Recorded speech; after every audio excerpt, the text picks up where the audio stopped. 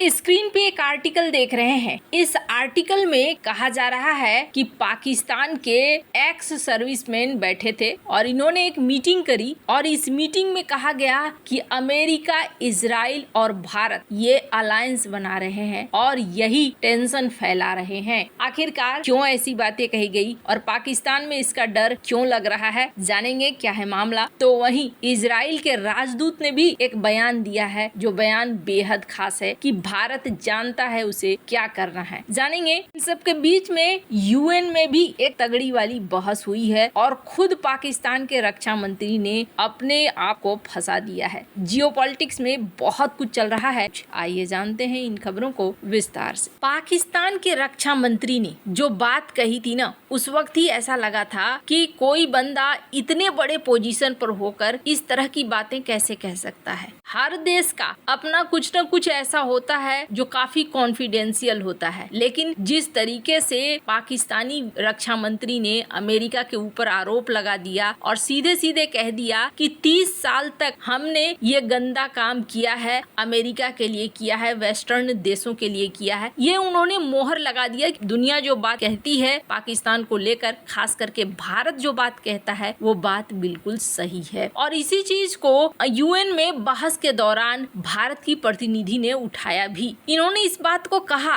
कि जब पाकिस्तानी रक्षा मंत्री ने बयान दिया ना, तो किसी को आश्चर्य नहीं हुआ और ये बात सच्चाई है। इन्होंने जो ये बात कही गलत नहीं कही और यूएन में भारत का यही एक प्रमुख हथियार बना। स्क्रीन पर इस वीडियो को मैं चाहती हूँ आप सुने किस तरीके से भारत ने रिप्लाई दिया है। Thank you, madam. It is unfortunate that one particular delegation has chosen to misuse and undermine this forum to indulge in propaganda and make baseless allegations against India.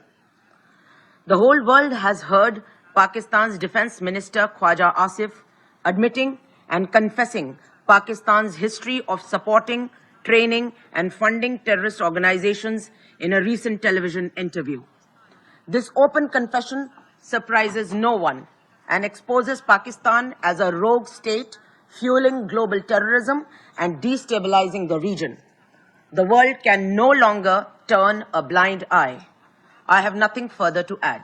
Thank you. बहुत ही बढ़िया reply दिया है भारत ने। भारत ने कहा कि दुनिया ने देखा कि पाकिस्तान के रक्षा मंत्री ने खुद स्वीकार किया है, ये वो लोग हैं जिन्होंने बड़ी भूमिका निभाई है आज के जो हालात बने हैं दुनिया भर में, उस पे पाकिस्तान को इन्होंने एक दुष्ट राष्ट्र बोला जो दुनिया में आतंकवाद को बढ़ावा देता है और क्षेत्रीय अस्थिरता पैदा करता है। उन्होंने कहा कि पूरी दुनिया ने पाकिस्तान के रक्षा मंत्री ख्वाजा आसिफ को हाल ही में एक टीवी इंटरव्यू में आतंकवादी संगठनों के समर्थन, ट्रेनिंग और वित्त पोषण देने के पाकिस्तान के इतिहास को स्वीकार करते सुना। हालांकि ये बात तो बिल्कुल सही कहा उन्होंने कि इस चीज ने किसी को चौंकाया नहीं, क्योंकि पाकिस्तान के बारे में सभी को पता है। वैसे आपको बता दूं, यूएन ने यहाँ एक बार फिर से कहा है कि हम आप लोगों के बीच में मध्यस्थ की भूमिका निभा सकते हैं, हम यहाँ शांति स्थापित करवा सकते हैं, लेकिन अब तक कहाँ कोई शांति स्थापित हुई है। यूएन की टीम पाकिस्तान और भारत दोनों ही साइड में तैनात है, लेकिन क्या शांति हो पाई है? ये जो UNMOGIP के रूप में है, अभी तो इस ऑब्जर्वर ग्रुप इसलिए बिठाया गया था कि दोनों देशों के बीच में शांति स्थापित हो सके, लेकिन भारत इसे कह रहा है कि तुम अब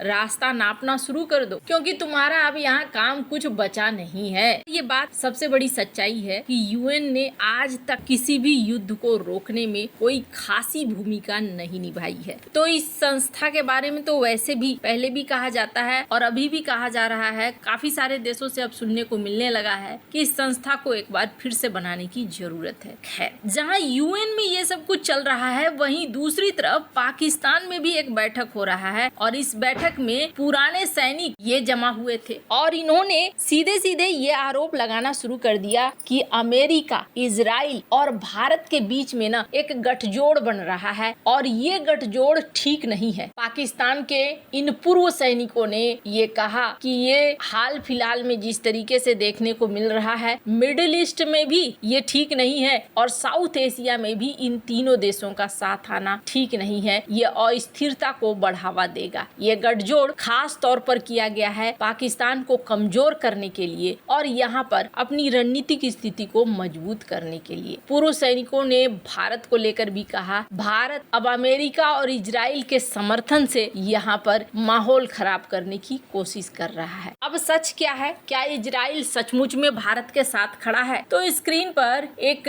बयान देख सकते हैं, जो बयान फिर से एक बार से इजराइल के राजदूत ने दिया है। इजराइल के राजदूत ने अपने बयान में इस बात को साफ किया है, because of the nature of the attack, the fact that people were shot in the head, the fact that people were religiously selected, the fact that civilians were targeted, people on vacation, people on honeymoon. What happened on the 7th of October in Israel? People going to the music festival, people just, sleeping in their homes, in their beds at 6:30 in the morning when these terrorists came and slaughtered them and raped them and burned them. So the sense is that we are suffering from... Well, these were short conversations in which just, in addition of the condolences, we presented our offer to stand in service to the Indian government in whatever they need. Because this is time to this incident or the other incident.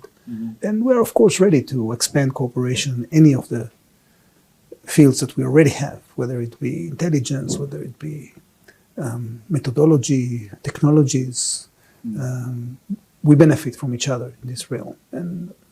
But I think कि भारत जानता है भारत को क्या करना है और भारत का ये हक है कि भारत दोषियों को सजा दे। हालांकि इजराइल अपने समर्थन को जता चुका है, लेकिन ऐसा कोई समर्थन उसने नहीं जताया है जिसमें वो कोई सैन्य साझेदारी वाली बात हो। अगर ऐसी बातें होती भी हैं तो ये पर्दे के पीछे होती हैं। अभी अगर आप सोशल मीडिया अकाउंट्स देखेंगे ना, तो बहुत सारे ऐसे इजरायली अकाउंट्स हैं जो खुलकर भारत के साथ आए हैं। और अभी अगर कोई देश एकदम से खुलकर भारत के साथ खड़ा दिख रहा है तो वो इजराइल दिख रहा है। बाद बाकी अगर कूटनीति की बात करें तो कूटनीतिक तौर पर भारत को बड़ी सफलता मिली है। बहुत सारे देश इस वक्त भारत को समर्थन दे रहे हैं आतंकवाद के खिलाफ। और जहां तक इस गठजोड़ की बात है तो इस गठजोड़ को यहाँ पर लाने के लिए उत्तरदायी भी कहीं ना कहीं पाकिस्तान है। अगर हमास पीओके तक पहुँच रहा है तो जाहिर तौर पर इजराइल हमास के पीछे जरूर पहुँचेगा। वहीं दूसरी तरफ चाइना अगर अपने प्रभाव का विस्तार कर रहा है तो अमेरिका भी उस क्षेत्र में अपने प्रभाव का विस्तार जरूर करेगा। अभी अगर कहें तो एक पुराना इतिहास रहा है, इजराइल ने भारत की कई बार मदद करी है। बहुत सारी बातें बाद में निकलकर सामने आई हैं कि हाँ, इजराइल ने यहाँ पर ये वाली मदद करी है। शायद इस वजह से भी डरे हुए हैं पाकिस्तान के ये पूर्व सैनिक। पर जो भी हो रहा है यहाँ पर, ये बुलाया गया इन्हीं के द्वारा है। आपको क्या लगता है? इन सब मामले में आपकी क्या राय है? कमेंट कर जरूर बताएं। जल्द मिलते हैं अगले वीडियो में नई खबर के साथ।